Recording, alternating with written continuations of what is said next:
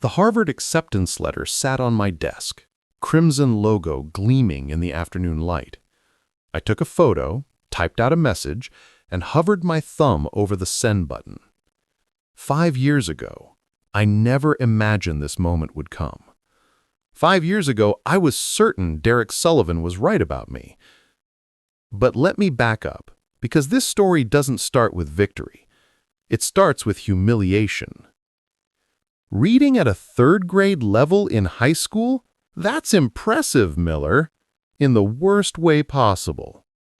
Derek's words echoed through the classroom as my English teacher handed back our diagnostic tests.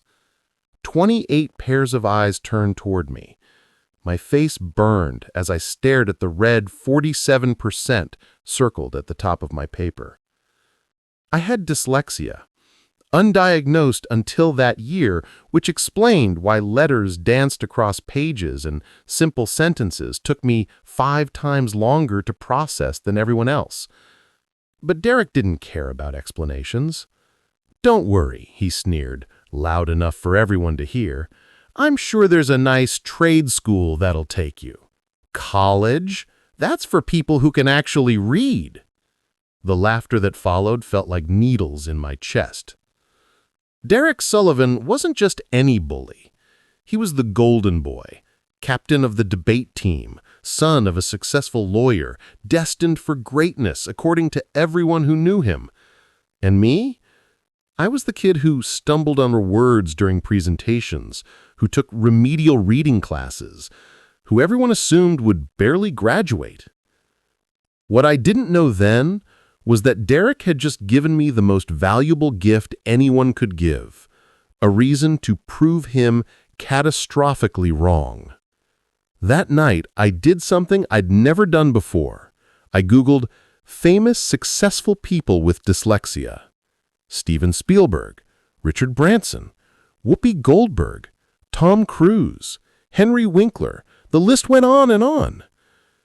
Then I found something even more interesting: specialized learning techniques for dyslexic students, audiobooks, color overlays, multi-sensory learning approaches, assistive technology. There were tools I'd never heard of, methods that could actually help me unlock what was trapped inside my head. I stayed up until 3 a.m. reading testimonials from people who'd gone from struggling students to PhD holders, CEOs, published authors, people who'd rewired their entire approach to learning. I made a decision that would change everything. I was going to get into a top college, not just any college, the best college. I was going to get into Harvard.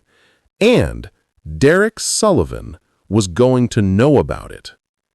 If you've ever been told you're not good enough, keep reading.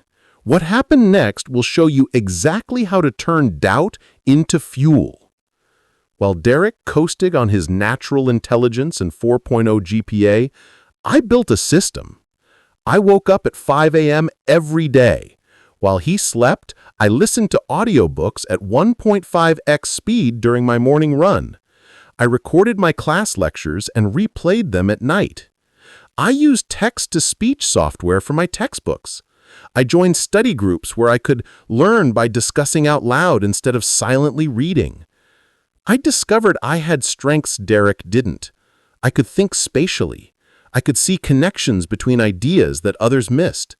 My verbal reasoning was off the charts when I wasn't constrained by written text. My grades climbed. 47% became 65%, then 78%, then 85%. By the middle of junior year, I was pulling straight A's in my accommodated classes. But Derek noticed. "Still trying, Miller. It's cute, but you know Harvard doesn't accept people who need training wheels to read, right?" He said this junior year in the cafeteria right before the SATs. His friends laughed. Some of my friends looked away, embarrassed for me. I just smiled. We'll see. I scored 1320 on my first SAT attempt. Respectable, but not Harvard material. I knew it, and Derek definitely knew it. Derek scored 1510 on his first try.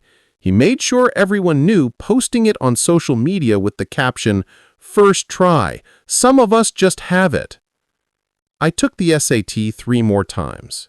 Each time, I improved. I learned every trick, every pattern, every strategy. I treated it like a video game I was determined to beat. My final score, 1520, 10 points higher than Derek's. I didn't post it on social media. I didn't announce it in the cafeteria. I saved that screenshot for a very specific moment that I knew was coming. The college application season arrived like a storm. Or your own is lying to you. You don't need to be naturally gifted. You need to be relentlessly determined. So take that doubt, that criticism, that mockery, and transform it. Let it fuel you. Let it wake you up at 5 a.m. Let it push you through one more practice test, one more revision, one more attempt. Your story isn't over. It's just beginning. Drop a comment below if you've ever been underestimated. Let's build a community of people who proved the doubters wrong. And if you're in the middle of your own journey right now, share what you're working toward. I want to hear about it when you succeed, because you will succeed. Trust me, I'm living proof.